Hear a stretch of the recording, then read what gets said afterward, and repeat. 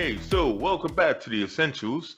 I mean, we're trying new things and everything stuff, but I am your host, the hijacker, but I also have my fabulous co-host, and I've been saying Dan needs a nickname, but I've been thinking about Disco Dan. What does he think about that one?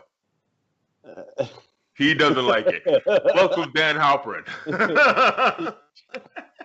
You can call me Disco Dan if you want. People will laugh. No, It that's won't okay. fit. No, that's okay.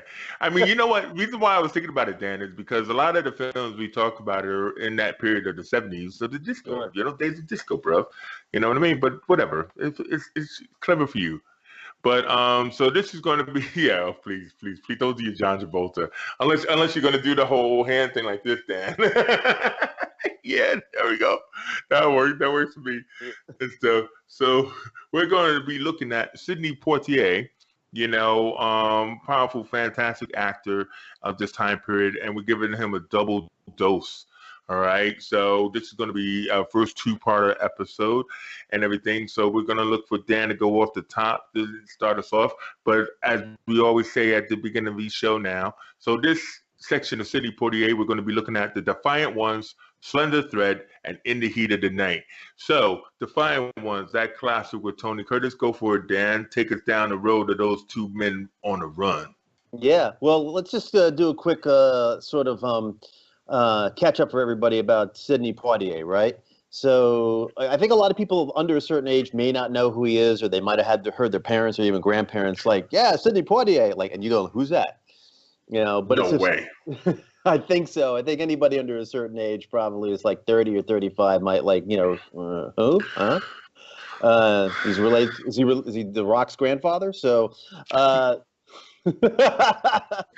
Well, his daughter is an actress, also named Sidney Poitier. that's true. So they may confuse her with him or her or whatever. But yeah, so it's important for people to like understand and realize that Sidney, his first Hollywood studio film was a movie called No Way Out with Richard Widmark in 1950, and he was the first person ever really to play a a, uh, a role as a black actor that was not in a traditional subservient position of that time and era of somebody who might have been a Stepin and Fetchit or a Mammy type of character. And for that, Because he was like a doctor or a nurse, wasn't he he? played a doctor. He played a doctor, and he just played the character straight out as that's who he was. And then I think his sort of kind of breakthrough role was Blackboard Jungle in 1955. Mm-hmm. And then from that then on, he's sort of steadily built up. But I think the Defiant Ones was the movie that kind of made him a star, Mm. and took him into a different strata. It was a movie that was directed by somebody named Stanley Kramer, who had directed a lot of socially conscious movies of that era Awesome. and time. Yeah. He's Yeah. also directed Guess Who's Coming to Dinner, which we're going to be talking about later on in Mm-hmm. episode number 2. Sidney Poitier really kind of broke the color barrier in other ways by he won the Silver Bear Best Actor Award at the Berlin Film Festival in 1958. He was nominated for an Academy Award, and he also won the BAFTA in 1958. Mm-hmm.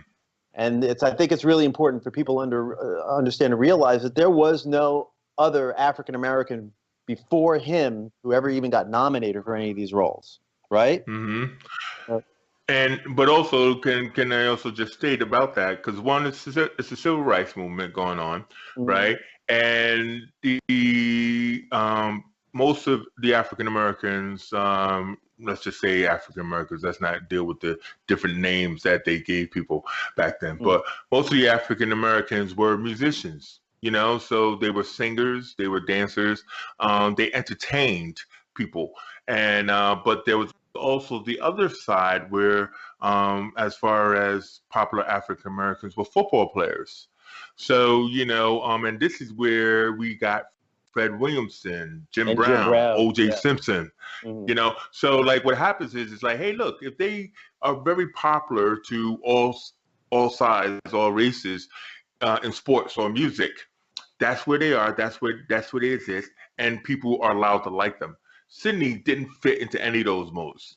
You know what I mean? mhm, So this is the first actor who was able to just pull it off his chops as an actor.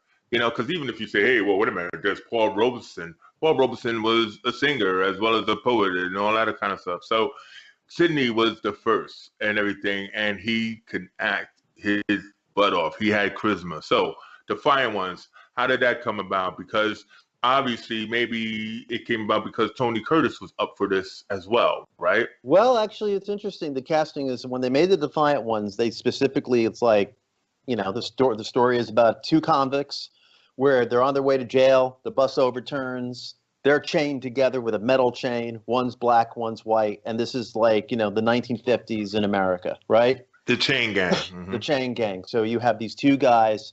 And so basically it's all about like seeing racism in like almost like a small microcosm.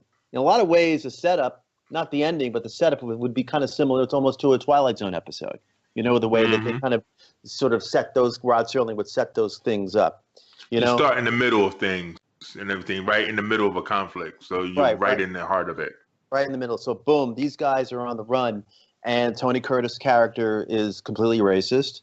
And, and Sidney Poitier, he doesn't want anything to do with Tony Curtis' character because he's a fucking racist. I need to get away from this guy.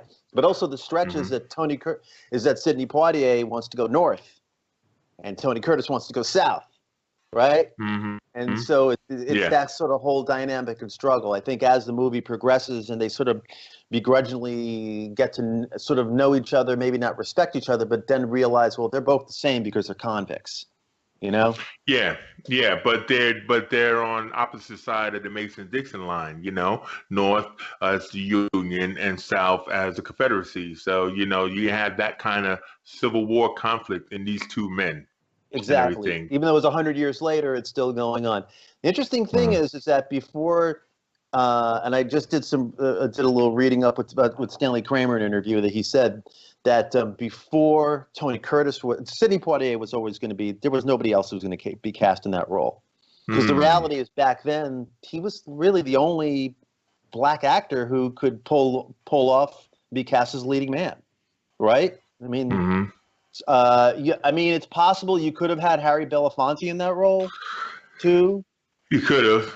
I think they did compete for several different roles, which is why it's going to be great when we talk about Uptown Saturday Night. Right. So it's but at the end of the day, it was all about Sidney Poitier. So as far as the Tony Curtis role, before Tony Curtis was even cast, Mitchum was approached. He turned it down. Robert Mitchum actually turned it down because he didn't think it was believable. He says that no way in hell would they ever. Robert Mitchum actually was arrested in the South and served on a chain gang in the 1930s. Wow. He went to jail a number of times for other things too. But and so he just felt that like he wasn't believable. He said like no way in hell in the South would a white man and a black man be chained together. So that for that reason he turned it down. Kirk Douglas and Burt Lancaster were both approached. They turned it down. And Brando was actually cast and was going to do it, except that there was delays in schedules, and then he became not available. So they had to default to Tony Curtis. And the reality is, like, if you really, this is one of the few times where you, like, sort of look at this casting and go, like, you know what? Mitchum probably would have been a lot better than Tony Curtis. Maybe all of them would have been better than Tony Curtis. Well, Kirk Douglas would have chewed up the ceiling more, and Burt Lancaster probably would have been a little too... But man, Robert Mitchum. Well, yeah, but they were all. You're talking about all tough guys, and I mean, like it wouldn't have been believable because I mean, Sidney and Tony had more than one fight in this film, and it wouldn't have been believable for Sidney to go up against Mitchum or Douglas. They were too hard of male characters to believe that Sidney could even throw a punch at these guys. But so with the smaller, more light Tony Curtis, you know what I mean? Because Tony really played more to the weasel side of his racism, didn't he? So it wasn't like he could overpower. But imagine that role. Imagine Brando in that role. That would have been. Well, I mean, that would have been great. Because are we talking about before On the Waterfront? You know what I mean? So it was like 4 years afterwards. But it was like at the peak of like Brando's like when he was like. Yeah. Movie star good looks. It's before Brando went crazy with Last Tango in Paris and sends an Indian woman to accept his Academy Award. It's not the 300-pound Superman Brando, Of course not. and But everything. But I mean, yeah, no, I mean, it sounds good. I now, mean, now here's an interesting couple of quick things before we move on. It was remade as I've never seen this. I'm sure I would assume you probably have, knowing your exploitation mhm. black exploitation. It was remade as Black Mama, White Mama with Pam Grier. I love that. Pam You know what it was? Grier, and You know it was a it remake? was what? Did you know Of that course, was I a watched remake? the remake. Well, yeah, I guess technically it was one of those gender blend remakes and everything. I mean, basically you had a whole slew of female prison movies, Mhm. and so I mean, and also with the rise of black exploitation, everything was remade. So but yeah, Black Woman. I mean, I'm trying to think of who was the white woman. I think it was like Stella Stevens or somebody like that. But yeah, of course I remember that movie. That was And then and then they awesome, and then they remade it. They actually remade the movie right? as a TV movie in the '90s. Do you remember I this? figured you were gonna say that. Yeah, And yeah, who but was in it? Do you remember? no. Uh, Why Carl don't you tell Weathers. me? Carl Weathers. He's not that bad in The Mandalorian. And Spencer for Hire. Robert Urich. Oh Yeah, my God. Oh my God. Yes. Of it's course I would kind have of a seen that. it's kind of a step down. Robert Urich, the man who had a TV show every season, a Yeah, different character, a different name, but the same character in each one. yeah. I didn't bother looking up any of that backstory because it was not worth looking up. It's like No, okay, no, no, yeah. no. But no, that's classic, man. That's good. That's good stuff, And I know man. you And of hate course, remakes. yeah, yeah, I didn't bother with that one. But of course, the Fine Ones, they took the name and they had a great and classic music documentary with Dr. Dre and Jimmy Iovine, Mhm. and that was well worth the watch. So it's called The Defiant Ones. They're not on the chain gang, but it still is about that, black man, white man working together, you know what I mean? For Yeah, yeah, success yeah, yeah. and stuff. So, So so no, I that's guess great. so. I guess now we're going to talk about the Slender Thread, right? And Yeah. and and I'll just give a little factoids, and you can jump on in. So, it was the first feature movie ever directed by Sidney Pollack, who went on to make movies like Tootsie and Out of Africa and a lot of great other films, 3 Days of the Condor. But he was pretty seasoned by this point. He had already directed about like 35 television episodes, and he was an actor for years.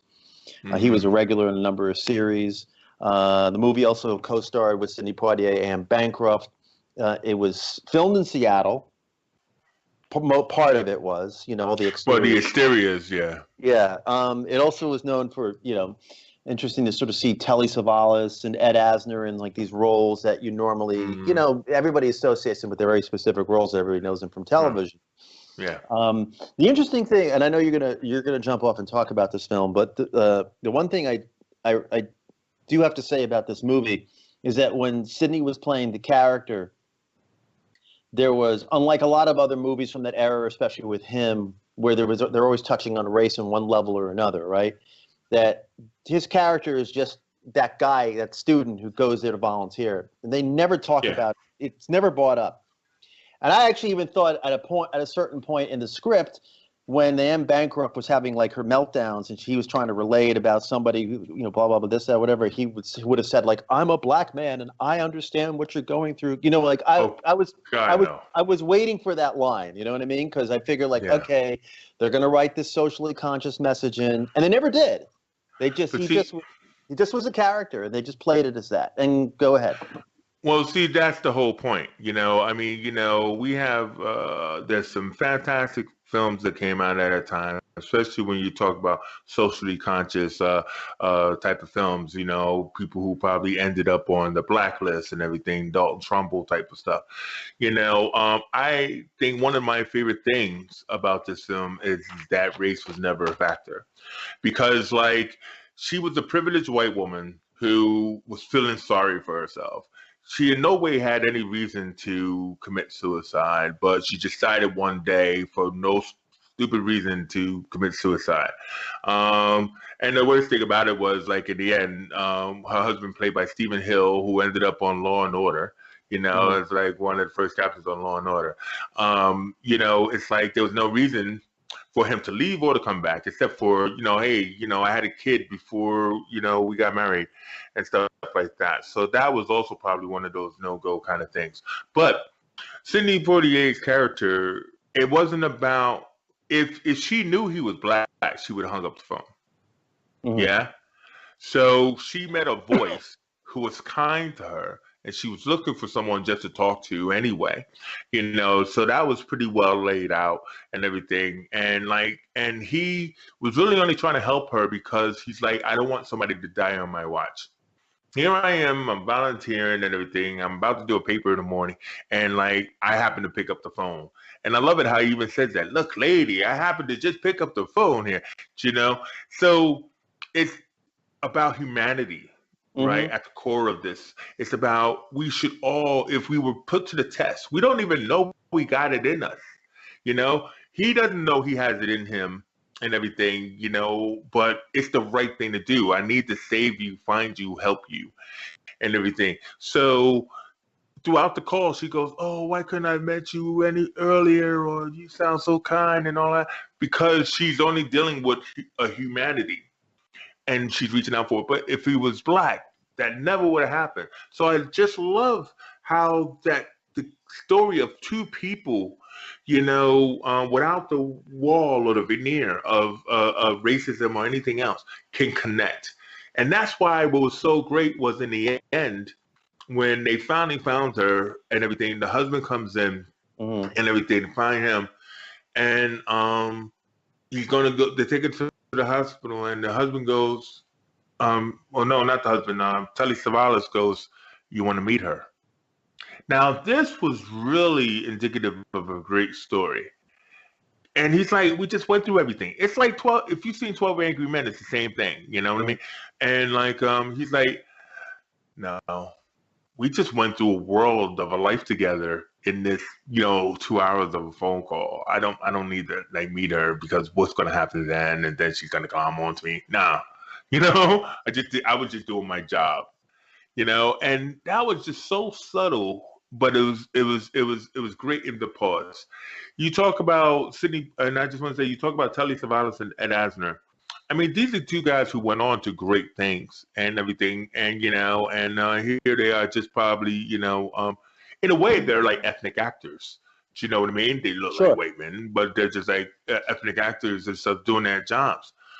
But again, this whole thing is about magnetism, isn't it? And that's what I think is really great is that it's about how, and that's was just freaking driving a car, running down the hall, but he was a cop who didn't want to go home, you know. Oh, I'll take this case because he doesn't want to go home. Having a fight with his wife. Teddy Savalas is a doctor who wants to go home to be with his son, and then Mhm. he's called back in.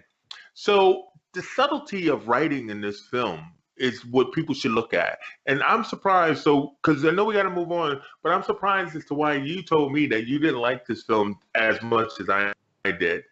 You know what I mean? I And just did, why is that? I didn't connect with her like her story, like her part. Meaning, You like, gave up on her as a character. yeah, I gave up on her because I just didn't believe it's like, okay, she gets this information, and then there's the son, the guy sends the old boyfriend or husband sends the check, and like 12 years later, and then, the husband didn't know anything about it. It's something Mm. from her past, but it's like, okay, and I kind of shrugged my shoulder and like, yeah, I don't buy Yeah. that.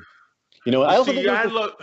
I also think it Go was ahead. I also think it was the structure of like the back and forth between going back and then back to the call, then back and then to the telephone. I liked a Well, lot. that's great because that's all they got. It's black box theater, isn't it? It's like that they were on the same stage, right? I mean, the subtlety of it. It's like, how do you shoot this? As a filmmaker, Dan, how do you shoot this? How do you make it No, dramatic? I really like the whole tracing the call part. You know what I mean? Well, yeah, that was a good scene, And especially because we I got to liked see everything. how that was. And I liked everything that's took place within, the call center. It's yeah, just all the flashbacks I just wasn't feeling. I yeah. almost felt like they should have just given it should have been stronger or more of a build up earlier. I don't know. That's a structural thing, Well, the but dance sequence was really long. yeah. When they went to the party, that was really long. Yeah, that could have been left on the floor. you know. I But think that I know we got to move on, but really quick, I want to ask you, like, where did you first see this movie? Because I don't never heard of it before. You told me about it.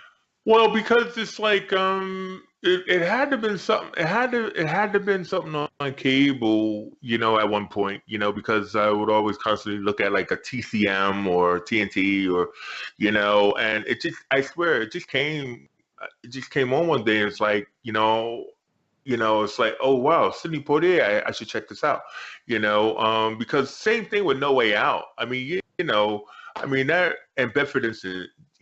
These movies you'll never find when you look on a list of Sidney Poitier's filmography.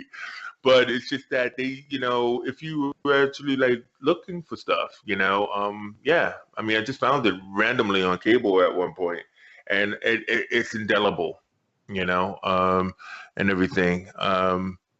Anyway, so then the third film, In the Heat of the Night, I mean, hit us with the facts. Right. So this is Hit us with the facts, Dano. Dano. You can call me Dano. So it's interesting. Here's a little factoid that around the same time that I guess he was making In the Heat of the Night, he had actually got offered to be a pretty big supporting role in Dr. Dolittle. Who? Sidney Poitier. And Dr. Dolittle? Yeah, but the Who thing was that guy who played Dr. Dolittle though? well, at that it point was Rex Harrison. He wasn't he was supposed to be a supporting character to Rex Harrison. But what happened is the budget got so huge on Dr. Dolittle, out of control, they cut his part because they had to pay. Because they would have had to pay Sidney Poitier like $400,000, which is like $4 million in today's dollars. They went like, no, let's just cut the part. So there's a part of film history that never ever happened. Could you imagine Sidney doing a supporting role? I don't think any film he's done a supporting role except for Sneakers. Sneakers, I think, with Robert Redford, in the later years, was the only film I think that you can actually see Sidney in the cast. But usually he has to be front and center. So I couldn't imagine him taking. I couldn't imagine him taking a role in this Doolittle thing. Is what I'm trying to say. I couldn't imagine him just taking a small role in that. Right. So here's some facts about In the Heat of the Night. I'll go through pretty quick. So the movie was based on a book by a guy named John Ball, who actually wrote 7 Virgil Tibb books that people probably never even heard about. They call me Mr. Tibbs. Yeah, and then it won Best Picture in 1967. Sterling Silliphant, who's written other scripts for other movies that we've talked about. We're going to have to just do a special on Sterling Silliphant. I think so. Interesting little sidebar thing with him. He was actually a close friend of Bruce Lee's, and he used to get Bruce used to train him in martial arts, and they actually worked on a script that became a movie. I don't know this movie. I'm sure you know this movie called Circle of Iron in the late 70s. Yes. So, wasn't it David Carradine or something like that? David Carradine, yeah, after Bruce died. The movie spawned 2 sequels, which was They Call Me Mr. Tibbs and The Organization. The Organization. Which I don't think either you or I have not seen either one of these movies, right? No. I have seen them, but I can't remember the plot of They Call Me Mr. Tibbs. Right. But I have seen The Organization at one point. Right. The movie, there was a TV series that was spun off in the late 80s and through the mid 90s with Carol O'Connor. Yeah, of course there was. Yes, I love that. I was trying to find that and I can't find it. Carol O'Connor and what's his name? Who's the actor? Shit, he was Virgil Tibbs in the series. He was in Harold Rollins. Yeah, Harold Rollins, who was in his claim to fame was Soldier Story and Ragtime. Exactly. Yeah. But he also suffered with HIV as well, and he was one of the he wasn't the first, but he was one of the few actors who came out. So I think that show went like about 5 seasons, and around the 4th or 5th season, it came out. Right. It took place it was supposed to take place in Sparta, Mississippi, or Georgia, Sparta, Mississippi. Like but it was actually shot in a town called Sparta, Illinois. The reason why they did that is Sidney Poitier flat out said that like he and Harry Belafonte were in the South like a couple of years before when they were doing civil rights stuff, and he and Belafonte were like chased by the fucking local clan and almost killed. And he's Yeah. flat out told the director, what's his name, Norman Jewison, like, I'm not going down south to make a film. I will not shoot a film below the Mason-Dixon line.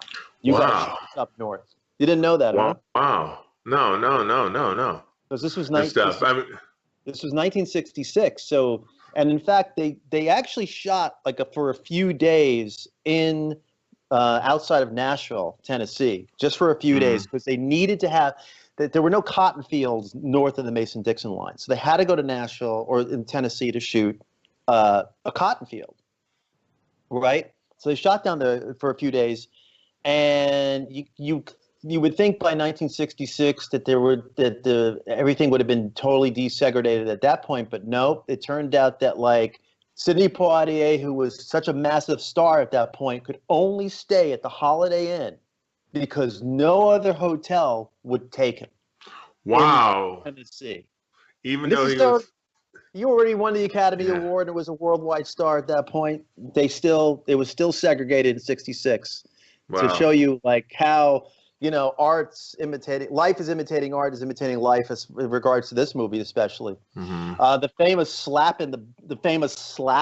Yeah. That they gave each other wasn't that an outtake, or it wasn't planned, wasn't it? No, it was planned. It might have not been planned so forcefully, but I guess you could call it the slap heard around the world at that point, right? But it wasn't in the book, and it wasn't in the first outline, but it was put into later, And then it says here, this is kind of fun, that Steiger and Sidney Pollack would sneak into the back of movie theaters to listen to audience reaction of the slap. Yeah. Well, no, it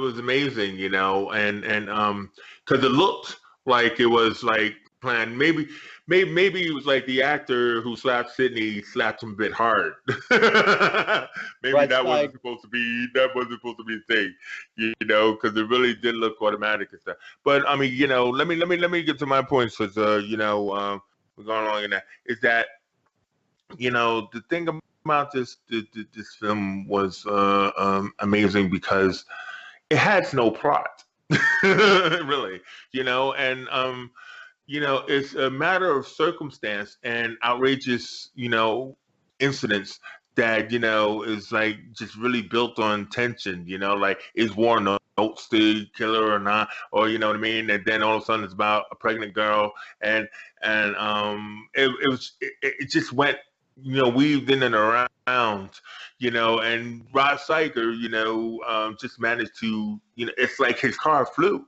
because he always showed up when necessary, and everything. And it's not like Sidney Poitier had a radio, like when he had a car and he was going around on his own investigation, like that scene where the young kids chased him into the he just comes out of nowhere like, yeah, guys, well, you shouldn't be doing that, and then Ron Steiger pulls a slap. It's kind of like, what's going on? But that scene I was telling you about, that they decided to have a bonding moment when they were in Ron Steiger's house. And Ron Steiger says how, no one's been in this house and everything else like that. And, he's starting to kind of like go, being lonely, and are you lonely and stuff. It sounded very kind of like homoerotic a little bit, because I mean, I know you always get this whole homoeroticism in male buddy cop things, I mean, like he gets upset. That gets us out of that moment, when Sidney goes, yeah, man, we all are lonely, man. He's like, hey, hold on, dude, don't you be doing it? It's like, but what are you doing? Where you going with this? When he's asking him, are you married? Are you like, what I mean? I'm just saying, it was weird. But it definitely was a good film. I love the idea how it started out in the like Sidney Poitier was just only changing trains. And they had to make him super, I mean, as a detective, he does this thing with the forensics, and I love the guys in the morgue. They don't want to help him. He's saying, give me this, give me that. They're like, what's this going on, chief? You know what I mean? But so, I just think like great that he's on his case and he's got skills, but they had to be super skills. And everything like that. But it is a fantastic story. Well deserved that it had like a trilogy for Poitier. well deserved that they had a series following it and all that. But when you Do think you about it, when you think about the other episodes in the series, he really didn't have any super skills, but the story made it that he did. so Go ahead. do you think that, because look, it spawned two sequels that I haven't seen the sequels. I have an idea that they had nothing to do No, with any kind Potter. of sort of, well, not just Sparta, but any kind of, they were just straight out detective stories. There weren't Yeah. any kind of racial undertones or overtones in those movies. And since all these original books had never been touched, do you think that anybody will ever bring back Virgil Tibbs? Well, that's really interesting. I mean, now that you say that, like when I told you that Kevin Hart was looking to remake Uptown Saturday Night, probably mention it again when we get to there. Sidney Poitier is still alive. You know what I mean? So he's a well-respected actor. He's still alive, and I wouldn't doubt that somebody will be thinking about remaking Virgil Tibbs as a heroic black character, like they did with Shaft. Shaft, they spawned like 2 or 3 remakes of Shaft outside of its initial run. So that actually is a great question for Hollywood. I mean, somebody should pitch that, because I think on the one hand is Virgil Tibbs synonymous with civil rights? And the organization was about racism, by the way. I know you said it Okay. wasn't, um, but like the whole point is that the character of Virgil Tibbs was a really smart detective, right? And but because it was set in the 60s, can it be updated? And the answer is yes.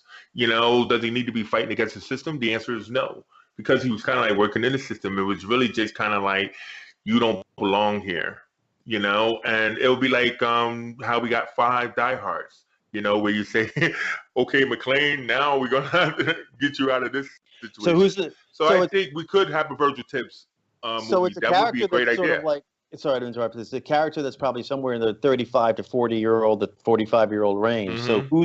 who's that guy? Who plays him? Chadwick Boseman Oh yeah, there you go. and stuff. I mean, look, that was You really pulled that one fast, out right away. Well, I mean, listen, the list of black actors is very small, but it's not a Dwayne Johnson role. It's a Chadwick Boseman role. You know what I mean? And I mean, I can actually see that more and more, you know, yeah. I think we got an excellent pitch here, Dan. Chadwick Boseman for They Call Me Mr. Tips. What about maybe he's a little too old? Maybe he's a little older than that. Mahershala Ali.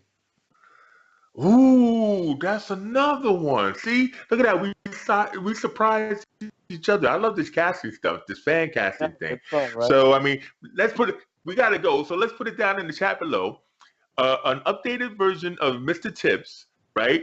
Who should play the characters, Chadwick Boseman or Mahershala Ali? And then that way we'll know, which one of you is on our side. I love this, Dan. Let's see if we can do that at another point in time. But we got to go because time is ever running.